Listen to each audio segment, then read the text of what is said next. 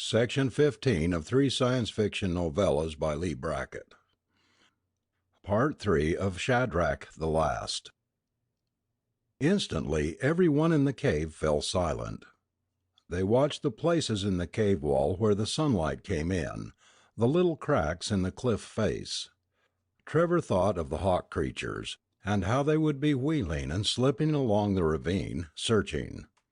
Outside, the rough rock looked all alike. He thought that in that immensity of erosions and crevices they would have a hard time finding the few tiny chinks that led into the cave. But he watched too, intense with a feeling of danger. No sound at all came now from the ravine. In that utter stillness, the frightened whimper of a child came with the sudden loudness of a scream. It was instantly hushed. The shafts of sunlight crept slowly up the walls. Jen seemed not to breathe. Her eyes shone like an animal's. A black shadow flickered across one of the sunlight bars, flickered, and then was gone. Trevor's heart turned over. He waited for it to come back, to occlude that shaft of light, to slip along it and become a wide-winged demon with a sunstone in its brow. For a whole eternity he waited, but it didn't come back, and then a man crept in through the entry hole and said, "They're gone." Jan put her head down on her knees. She had begun to tremble all over, very quietly, but with spasmodic violence. Before Trevor could reach her, Hugh had her in his arms, talking to her, soothing her. She began to sob then, and Hugh glanced at Trevor across her shoulders. "She's had a little too much." "Yes." Trevor looked at the shafts of sunlight. "Do the hawks come very often?" "They send them every once in a while, hoping to catch us off guard. If they could find the cave, they could hunt us out of it, drive us back into the valley. So far they haven't found it." Jan was quiet now. Hugh stroked her with big, awkward hands. "She told you, I guess. About yourself, I mean. You've got to be careful." "Yes," said Trevor, "she told me." He leaned forward. "Listen. I don't know how you people got here or what it's all about. After we got away from the Corans, Jen said something about a landing 300 years ago. 300 Earth years? About that. Some of us have remembered enough to keep track. The first Earth colonies were being started on Mercury about then, in 2 or 3 of the bigger valleys. Mining colonies. Was this one of them?" Hugh shook his head. "No. The story is that there was a big ship loaded with some people from Earth. That's true, of course, because the ship is still here, what's left of it, and so are we. Some of the people on the ship were settlers and some were convicts." He pronounced the word with the same hatred and scorn that always accompanied the name Coran. Trevor said eagerly, "They used to do that in the early days, use convict labor in the mines. It made so much trouble they had to stop it." "Were the Corans?" "They were the convicts. The big ship crashed in the valley, but most of the people weren't killed. After the crash the convicts killed the men who were in charge of the ship, and made the settlers obey them. That's how it all started. And that's why we're proud we're slaves, because we're descended from the settlers." Trevor could see the picture quite clearly now, the more so because it had happened before in one way or another. The immigrant ship bound for one of the colonies, driven off its course by the tremendous magnetic disturbances that still made Mercury a spaceman's nightmare.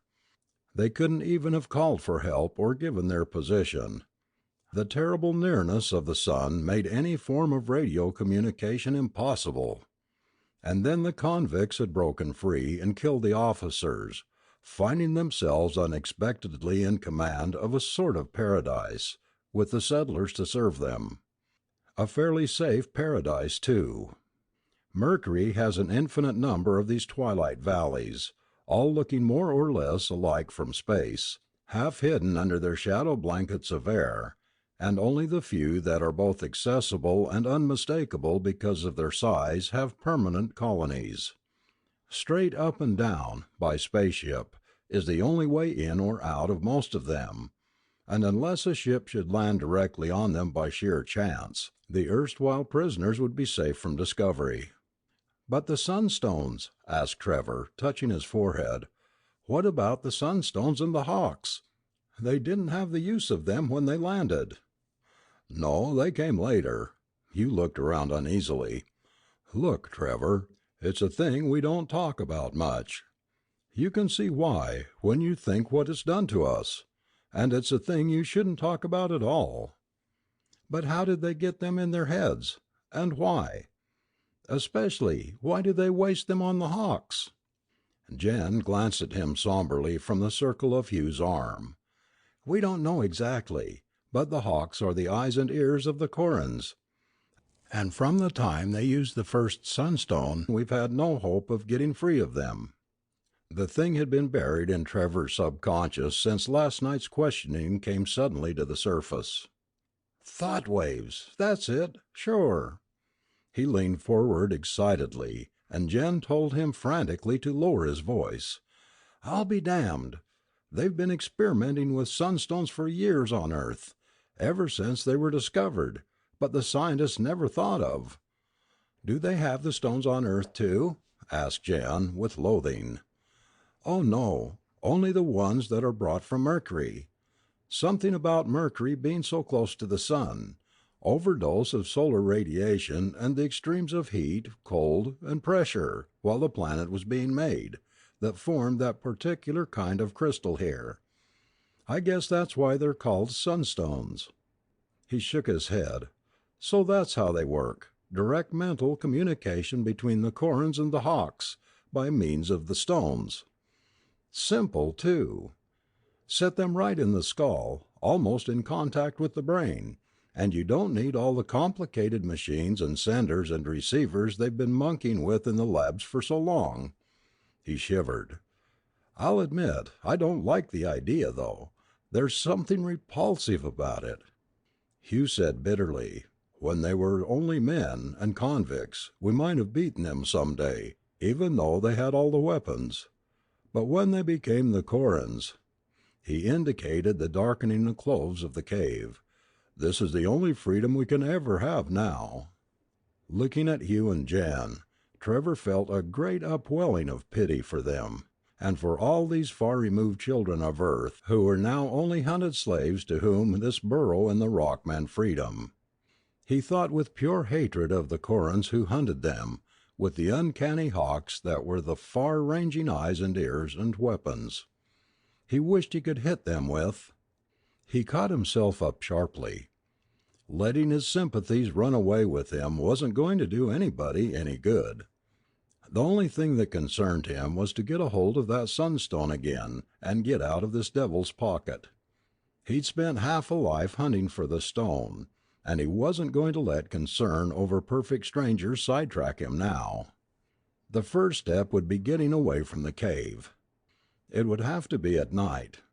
No watch was kept on the ledges, for the hawks did not fly in darkness, and the Corans never moved without the hawks. Most of the people were busy in those brief hours of safety. Women searched for edible moss and lichens.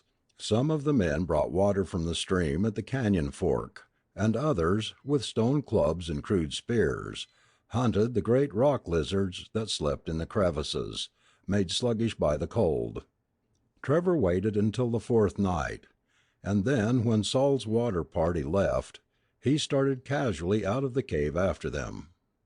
"I think I'll go down with them," he told Jen and Hugh. "I haven't been down that far since I got here." There seemed to be no suspicion in them of his purpose. Jen said, "Stay close to the others. It's easy to get lost in the rocks." He turned and went into the darkness after the water party. He followed them down to the fork, and it was quite easy then to slip alongside the tumbled rock and leave them, working his way slowly and silently downstream. After several days in the dimness of the cave, he found that the starshine gave him light enough to move by. It was hard going, even so, and by the time he reached the approximate place where Saul had tried to kill him, he was bruised and cut and considerably shaken. But he picked his spot carefully, crossed the stream, and began to search. The chill deepened.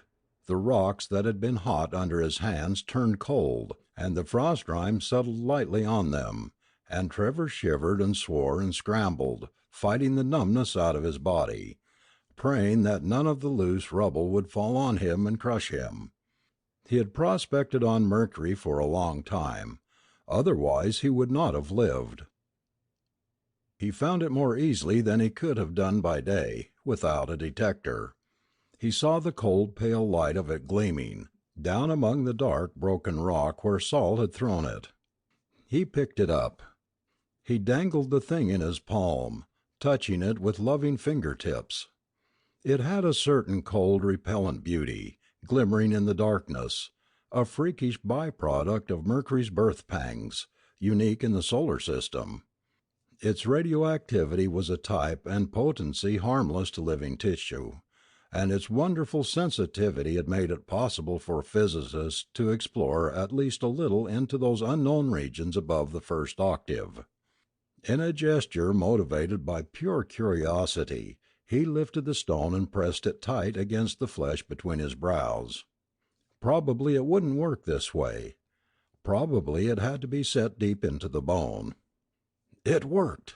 Oh God, it worked! Something had him. Something caught him by the naked brain and would not let go. Trevor screamed. A thin small sound was lost in the empty dark, and he tried again, but no sound would come. Something had forbidden him to scream.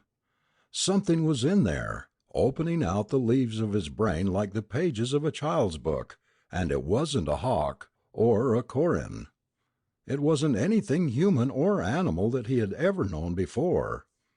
It was something still and lonely and remote, as alien as the mountain peaks that towered upward to the stars, and as strong, and as utterly without mercy. Trevor's body became convulsed. Every physical instinct was driving him to run, to escape, but he could not. In his throat now there was a queer, wailing whimper. He tried to drop the sunstone. He was forbidden. Rage began to come on the heels of horror, a blind protest against the indecent invasion of his most private mind. The whimpering rose to a sort of cat-like squall, an eerie and quiet insane sound in the narrow gorge, and he clawed with his free hand at the one that held the sunstone tight against his brows. He tore it loose. A wrench that almost cracked his brain in two. A flicker of surprise, just before the contact broke, and then a fading flash of anger, and then nothing. Trevor fell down. He did not quite lose consciousness, but there was an ugly sickness in him, and all his bones had turned to water. It seemed a long time before he could get to his feet again. Then he stood there shaking. There was something in this accursed valley. There was something or someone who could reach out through the sunstones and take hold of a man's mind. It did that to the corins and the hawks, and it had done it for a moment to him, and the horror of that alien grasp upon his brain was still screaming inside him. "But who?" he whispered hoarsely. And then he knew that the word was wrong. What? For it was not human. It couldn't be human. Whatever had held him there wasn't man or woman, brute or human. It was something else, but what it was he didn't want to know. He only wanted to get out. Out. Trevor found that he had begun to run, bruising his shins against rocks. He got a grip on himself, forcing himself to stand still. His breath was coming in great gasps. He still had the sunstone clenched in his sweating palm, and he had an almost irresistible desire to fling the thing away with all his strength. But even in the grip of alien horror a man could not throw away the goal of half a lifetime, and he held it, and hated it. He told himself that whatever it was that reached through the sunstones could not use them unless they were against the forehead, close to the brain. The thing couldn't harm him if he kept it away from his head. A terrible thought renewed Trevor's horror. He thought of the corins, the men who wore sunstones set forever in their brows?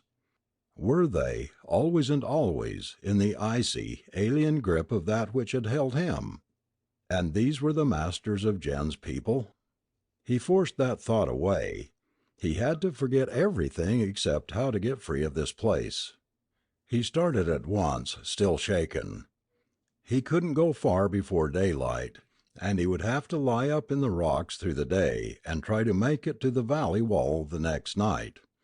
He was glad when daylight came, the first fires of sunrise kindling the peaks that went above the sky. It was at that moment that a shadow flickered, and Trevor looked up and saw the hawks. Many hawks. They had not seen him. They were not heeding the rocks in which he crouched. They were flying straight up the ravine, not circling or searching now, but going with a sure purposefulness back the way he had come. He watched them uneasily. There were more than he had ever seen together before. But they flew on up the ravine without turning, and were gone. They weren't looking for me, he thought, but... Trevor should have felt relieved, but he didn't. His uneasiness grew and grew, stemming from an inescapable conclusion. The hawks were going to the cave. They were heading toward it in an exact line, turning neither right nor left, and this time they were not in any doubt. They, or whoever or whatever dominated them, knew this time exactly where to find the fugitives. But that's impossible, Trevor tried to tell himself. There's no way they could suddenly learn exactly where the cave is after all this time. No way? A thing was forcing its way up into Trevor's anxious thoughts, a realization that he did not want to look at squarely, not at all. But it would not be put down. It would not stop tormenting him, and suddenly he cried out to it, a cry of pain and guilt. No, it couldn't be. It couldn't be through me they learned. It fronted him relentlessly, the memory of that awful moment in the canyon when whatever had gripped him through the sunstone had seemed to be turning over the leaves of his brain like the pages of a book.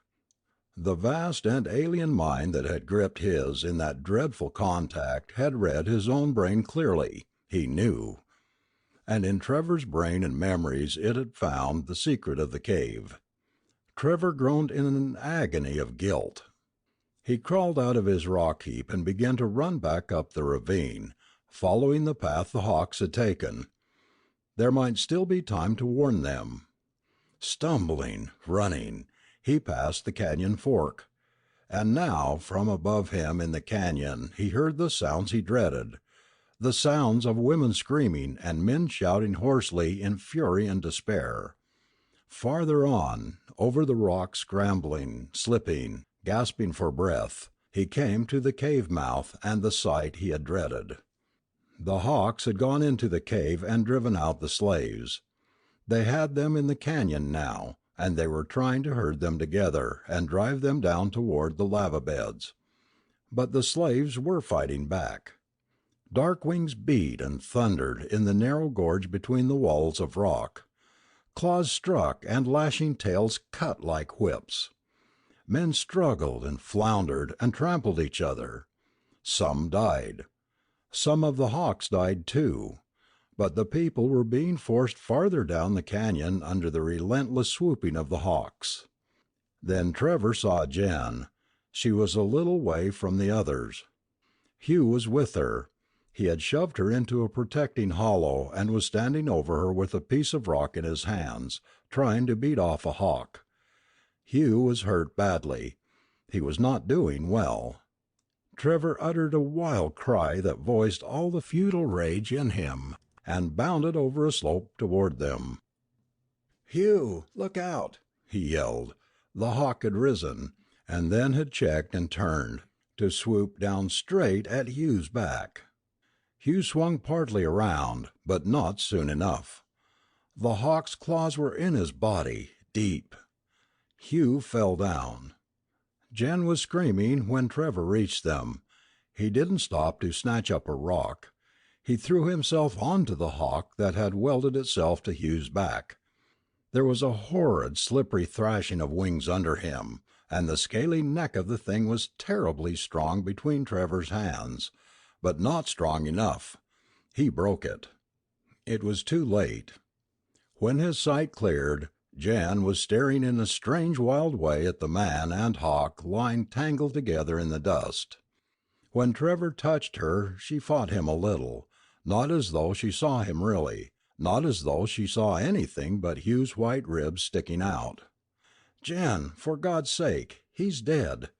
Trevor tried to pull her away. "We've got to get away from here." There might be a chance. The Black Hawks were driving the humans down the canyon a little below them now, and if they could make the tumbled rocks below the cliff, there was a chance. Section 15